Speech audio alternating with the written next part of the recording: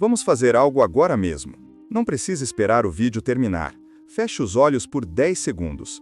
Não conte até 10, não force nada. Só preste atenção no espaço minúsculo que aparece entre um pensamento e outro. Aquele microsegundo onde você não está narrando nada, não está julgando, não está planejando. É rapidinho, tipo quando você está no meio de uma frase e esquece o que ia falar. Aquele vácuo. Só que sem o desespero. Fez? Conseguiu pegar? Se sim, você acabou de tocar o que Jung chamava de uma das portas para o self. Se não, relaxa. Esse roteiro inteiro é sobre sustentar esse instante. Porque todo mundo já passou por isso, mas quase ninguém sabe que pode voltar lá de propósito.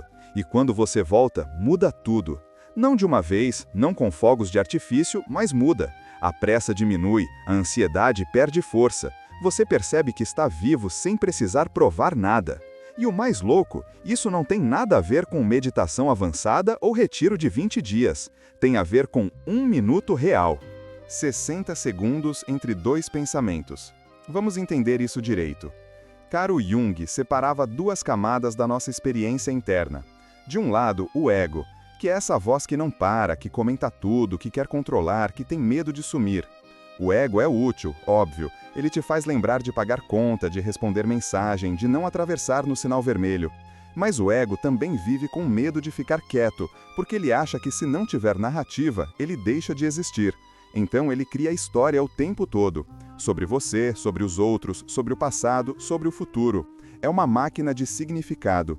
E isso não é ruim em si. O problema é quando você acredita que é só isso, quando você confunde a voz com o ouvinte. E do outro lado tem o self, que é a consciência mais ampla, mais silenciosa, que observa o ego sem se identificar com ele. O self não precisa falar, ele só está. É aquela parte de você que testemunha a ansiedade sem ser a ansiedade, que vê a raiva passar sem virar a raiva. Jung dizia que a individuação, que é o processo de você se tornar quem você realmente é, passa por desinflar o ego e habitar o self. Mas atenção, não é matar o ego. É parar de acreditar que você é só ele. É tipo perceber que você não é só o personagem do jogo, você também é quem está jogando. E tem uma armadilha gigante nisso. Muita gente que começa a estudar essas coisas cai no que Jung chamava de inflação espiritual. Sabe aquela pessoa que leu 3 livros sobre meditação e agora acha que transcendeu todo mundo? Que usa o vocabulário do silêncio, mas continua com o ego inflado, só que agora com roupa de místico? É isso. A pessoa confunde o mapa com o território. Ela fala sobre o silêncio, mas não vive ele. E o pior, ela usa o discurso do self para alimentar o ego. Tipo, eu já superei isso, ou eu estou em outro nível, ou vocês ainda não entenderam. Jung tinha pavor disso, porque o silêncio verdadeiro não te faz melhor que ninguém. Ele só te torna mais presente, mais honesto, menos performático. E isso é o contrário de superioridade. A pessoa que realmente tocou o self não fica anunciando. Ela simplesmente age diferente. Fala menos, escuta mais. Julga menos, observa mais. E quando ela fala, tem peso, porque vem de um lugar que não precisa convencer ninguém. Então, quando a gente fala de silêncio entre dois pensamentos, a gente não está falando de técnica para você virar especial. A gente está falando de higiene psíquica, de você limpar o excesso de ruído interno para conseguir ouvir o que realmente importa. E, principalmente, para parar de confundir seus pensamentos com a verdade absoluta. Agora vamos ver se você já tocou isso sem saber, porque a maioria das pessoas já teve acesso a esse silêncio vivo, mas não reconheceu. Primeira cena. Você está na natureza. Pode ser praia, pode ser montanha, pode ser um parque. E de repente você para. Não porque decidiu parar, mas porque algo maior te parou.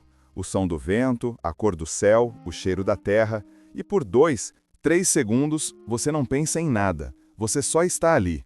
Sem celular na mão, sem lista mental de tarefa. Só presença pura. Isso é o sinal do self. Não é romantismo. É a consciência reconhecendo a si mesma sem mediação.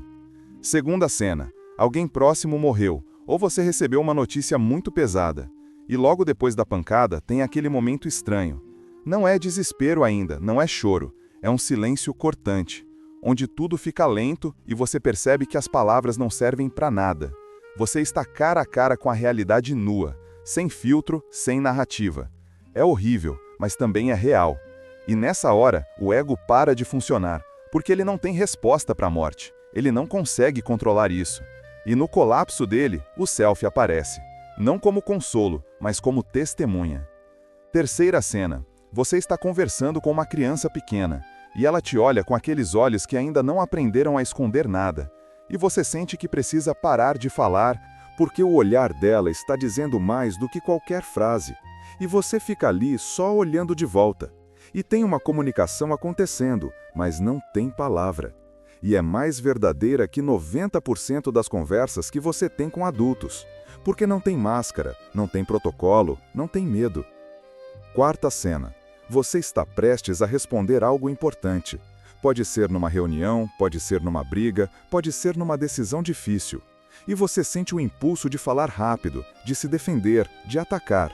Mas algo te segura, e você respira, e espera. E nesse espaço de 3 segundos antes da resposta, você acessa uma clareza que não estava lá antes. Você responde diferente, com menos veneno, com mais verdade. Ou às vezes você nem responde, porque percebe que não precisa. Quinta cena. Você acorda de madrugada. A casa está em silêncio. E você não pega o celular. Você só fica ali, deitado, sentindo o corpo, ouvindo a respiração, percebendo que está vivo e que não precisa estar produzindo nada naquele instante. E tem uma paz esquisita nisso. Não é alegria, não é alívio, é só uma pausa no meio do caos. Sexta cena. Você está dirigindo ou no transporte público e entra aquela música, aquela que mexe com você de um jeito que você não sabe explicar. E você não canta junto, você só escuta. E algo dentro de você se abre. E por alguns segundos, você não é o seu nome, o seu cargo, os seus problemas. Você é só consciência pura ouvindo o som. Reconheceu alguma dessas? Então você já sabe o caminho. Só precisa aprender a voltar lá de propósito. Porque essas janelas abrem sozinhas, mas você pode aprender a abri-las quando quiser. A prática central é simples até doer. 1 minuto entre 2 pensamentos. 60 segundos reais onde você não alimenta nenhuma narrativa. Vamos destrinchar isso porque se você fizer errado, vira só mais uma obrigação chata. Primeiro, postura. Senta confortável. Não precisa ser posição de lótus. Não precisa ser no chão. Pode ser na cadeira, pode ser no sofá. Só mantenha a coluna reta o suficiente para você não cair no sono. Pés no chão. Mãos soltas. A postura importa porque ela manda uma mensagem para o seu sistema nervoso. Coluna reta significa alerta relaxado. Ombros soltos significa que você não está lutando. Queixo levemente inclinado para baixo significa que você não está tentando escapar. É tudo linguagem corporal interna. Segundo, respiração. Não force nada, só observa. Inspirou, percebe. Expirou, percebe. A respiração vira a âncora. Sempre que a mente disparar, você volta para ela. Não com raiva, não com frustração, só volta. Tipo o cachorro que sai correndo e você chama de volta com gentileza. E uma coisa muito importante, você não está tentando controlar a respiração. Você está usando ela como referência, como um farol. Quando você percebe que está perdido em pensamento, a respiração te traz de volta para o corpo. E o corpo sempre está no presente. Terceiro, o relógio. Coloca um timer de 1 minuto. Porque sem timer, você vai ficar ansioso querendo saber quanto tempo falta. Com timer, você relaxa. Sabe que tem 60 segundos. Não precisa contar, não precisa controlar. Só deixa o tempo passar. E quando o alarme tocar, acabou. Sem julgamento. Não importa se foram 60 segundos perfeitos ou 60 segundos de guerra interna. Você fez. Quarto, observação. Aqui é o núcleo. Você vai observar os pensamentos surgirem e morrerem, sem julgar, sem seguir, sem reprimir. Imagina que você está sentado na beira de uma estrada. Os pensamentos são carros passando. Você não precisa entrar em nenhum carro. Você só vê eles passarem. E entre um carro e outro tem espaço, tem asfalto vazio. É esse espaço que interessa. No começo, os carros vão passar rápido, parece fila de trânsito. Mas aos poucos, se você não entrar em nenhum, começa a ter brecha. E a brecha é o silêncio vivo. Não é vazio, é presença sem performance. Agora, o que você faz quando percebe que entrou no carro? Que está no meio de uma fantasia ou de uma preocupação e esqueceu que estava observando? Nada dramático, só percebe, tipo, saí, e volta, sem autopunição. Essa é a prática, perceber que saiu e voltar, 100 vezes se for preciso. Quinto, âncoras sensoriais. Além da respiração, você pode usar outras âncoras. O som ambiente, o peso do corpo na cadeira, a temperatura da pele. Qualquer coisa que seja sensorial e presente, porque sensação é sempre agora. Pensamento pode estar em qualquer lugar. Então, quando você ancora na sensação, você ancora no presente, e o self só existe no presente. Sexto, micropausas no dia. Não adianta fazer 1 minuto de manhã e passar o resto do dia no automático. Então, ao longo do dia, você vai inserir pausas de 15 segundos. Pode ser antes de abrir o aplicativo, pode ser antes de entrar numa reunião, pode ser depois de desligar uma ligação difícil, pode ser antes de comer. Só para. Preserve 3 vezes e percebe onde você está. Isso reeduca o sistema nervoso. Ensina ele que não precisa estar sempre em modo de emergência. Sétimo, registro. No final do dia, escreve 3 linhas. O que surgiu? O que não precisou de palavras? O que mudou? Não precisa ser profundo. Pode ser, senti o peso do corpo na cadeira, ou percebi que não precisava responder aquela mensagem na hora, ou a ansiedade veio, mas eu não entrei nela. O registro fixa a experiência, transforma ela de evento aleatório em prática consciente. E com o tempo, você vai notar padrões, vai perceber em quais situações o silêncio fica mais acessível, vai identificar quais gatilhos te tiram dele.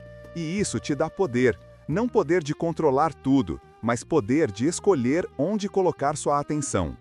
Agora vamos falar dos obstáculos reais, porque todo mundo que tenta isso enfrenta as mesmas 3 resistências. Primeira, mente inquieta. Você senta, fecha os olhos e parece que a mente ficou pior, mais pensamento, mais barulho, mais urgência. E você acha que está falhando. Não está. O que acontece é que você finalmente está prestando atenção no tanto de ruído que sempre esteve lá. É tipo quando você limpa a casa e parece que ficou mais suja, porque você está vendo que estava escondido. A solução não é reprimir, é redirecionar com gentileza. Pensamento surgiu? Percebe. Volta para a respiração. Surgiu de novo? Percebe. Volta. Não é sobre eliminar pensamento, é sobre não alimentar. E tem uma diferença gigante aí. Alimentar pensamento é quando você pega um e desenvolve. Tipo, surge o pensamento, preciso resolver aquilo. Se você alimenta, vira, preciso resolver aquilo, mas para resolver preciso falar com fulano. Mas fulano está chateado comigo por causa daquele outro assunto. Talvez eu devesse ter feito diferente. E aí você já está a quilômetros de distância. Mas se você não alimenta, o pensamento surge e morre sozinho. Tipo uma onda. Ela vem, ela vai. Você só não entra nela. E quanto mais você pratica isso, mais rápido os pensamentos morrem.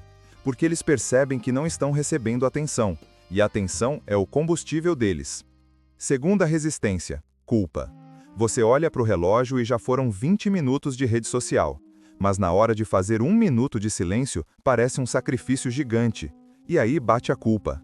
Por que eu não consigo nem 1 minuto? Vamos reenquadrar isso. 1 minuto de silêncio consciente não é recompensa, não é relaxamento, não é prazer imediato. É higiene psíquica. É tipo escovar os dentes. Ninguém acha emocionante escovar os dentes, mas todo mundo sabe que precisa. O silêncio é a mesma coisa. Você não faz porque é gostoso, você faz porque limpa a mente. E quanto mais sujeira acumulada, mais importante é a limpeza. E outra coisa, rede social é projetada para viciar, silêncio não. Então não compare. Uma coisa sequestra sua atenção com o algoritmo, a outra te devolve para você mesmo. São opostas, e é natural que seja mais difícil. Difícil não significa errado, significa importante. Terceira resistência, esquecimento. Você começa animado, faz 3 dias seguidos. No 4º dia, esquece. No 5º, lembra, mas já é tarde. No 6º, desiste. E aí conclui que não é para você. Mas o problema não é você, é a falta de gatilho ambiental. A solução, amarrar a prática em algo que você já faz todo dia. Pode ser logo depois de acordar, antes de pegar o celular. Pode ser depois de escovar os dentes. Pode ser antes de almoçar. Pode ser no caminho do trabalho, se você vai de ônibus ou metrô. O importante é que vire automático. E outra coisa, tenha um checklist físico. Pode ser um papel na geladeira, pode ser um post-it no espelho, pode ser uma notificação no celular que diz só "respira". Mas precisa de lembrete tangível, porque a mente vai sabotar. Ela tem medo do silêncio, ela vai inventar desculpa. Vai dizer que você está ocupado demais, que pode fazer depois, que 1 minuto não muda nada. E todas essas desculpas são o ego tentando manter o controle. Jung já dizia, o ego morre no silêncio. Por isso ele luta tanto. Mas você não precisa lutar de volta. Só precisa não negociar. E tem mais uma resistência que pouca gente fala. Tédio. Você senta, faz os 60 segundos e fica tipo, é só isso? Porque a gente foi condicionado a esperar experiências grandiosas. Luz branca, revelação mística, êxtase espiritual. Mas o silêncio verdadeiro é sutil, é quieto, é quase nada. E isso frustra o ego porque ele quer fogos de artifício. Mas a transformação real não é barulhenta, ela é acumulativa, é tipo músculo. Você não vê crescer no dia, mas depois de 3 meses está diferente. O silêncio é igual. 1 minuto hoje não resolve sua vida, mas 1 minuto por dia durante 90 dias muda completamente como você funciona. Agora eu fecho. O silêncio entre 2 pensamentos não é fuga, não é alienação. Não é você virando monge e abandonando o mundo. É justamente o contrário. É você entrando no mundo sem máscara. Porque quando você para de narrar a própria vida o tempo todo, você finalmente consegue viver ela. E aí algo muito específico começa a acontecer. Você percebe que não precisa reagir a tudo, que não precisa ter opinião sobre tudo, que não precisa performar o tempo todo. E isso libera uma energia gigante, porque performance cansa, narrativa constante esgota, e o silêncio devolve essa energia para você. Mas tem um ponto importante aqui. O silêncio não resolve tudo. Ele não paga sua conta, não cura sua doença, não salva seu relacionamento. O que ele faz é te colocar num estado onde você consegue lidar com essas coisas de um lugar mais sólido, menos reativo, menos desesperado, menos fragmentado. E com o tempo, isso muda suas escolhas, muda como você responde às pessoas, muda o que você tolera e o que você não tolera mais. Muda o tipo de vida que você constrói, porque você para de construir no piloto automático e começa a construir com presença. E presença é o oposto de ilusão. Jung chamava isso de individuação, que é o processo de você se destacar da massa, das expectativas externas, das identidades emprestadas, e se tornar você mesmo. Mas atenção, individuação não é isolamento. Não é você virar um eremita que odeia todo mundo. É você se tornar tão inteiro que consegue se relacionar com os outros sem perder sua essência.